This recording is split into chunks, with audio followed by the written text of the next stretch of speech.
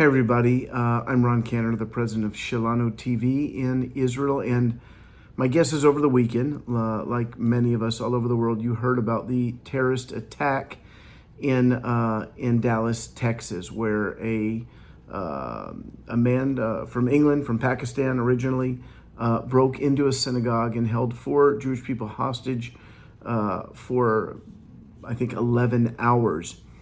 Thank God that nothing happened, that the FBI was able to get them all out, or they escaped, and then the FBI neutralized the terrorist.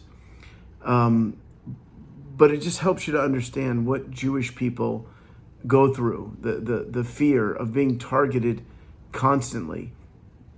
There was even some controversy about whether or not this was anti-Semitic, that the synagogue was random.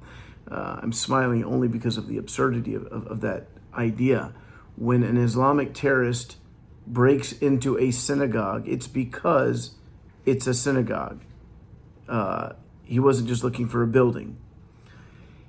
And you may not know it, but the Jewish people have suffered 52 attempted genocides throughout the centuries. 52 times. Crazy people, dictators, anarchists, have tried to kill whole cities, sometimes countries of Jewish people. And now, of course, we have the Iran threat almost daily, taunting us, saying that we don't deserve to be a nation. We should be destroyed. We should be taken off the map.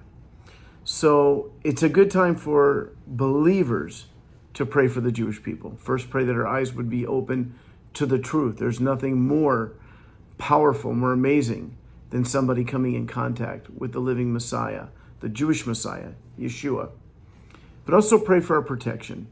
Pray for Jewish people over America, Israel, Europe, South America, all over the world, as they, particularly in minorities, such like in France, where many Jewish people are afraid to wear their head covering in public.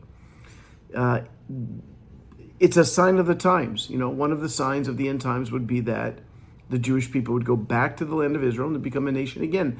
That happened in 1948. But Jeremiah prophesies in chapter 16 about fishers and hunters coming after the Jewish people. It's only going to get worse. And I always like to give a gentle warning to believers: don't get caught up in it. Anti-Semitism is a demonic spirit, and it is based on some of the craziest lies that you've ever heard. And yet normal people end up believing them often. So I want to encourage you to be on your guard, beware, and continue to pray for Israel. Pray for the 4 people, especially the rabbi, who, it's traumatic to be in a situation like that for 11 hours. And give thanks to God that none of the victims were hurt. God bless you. Shalom.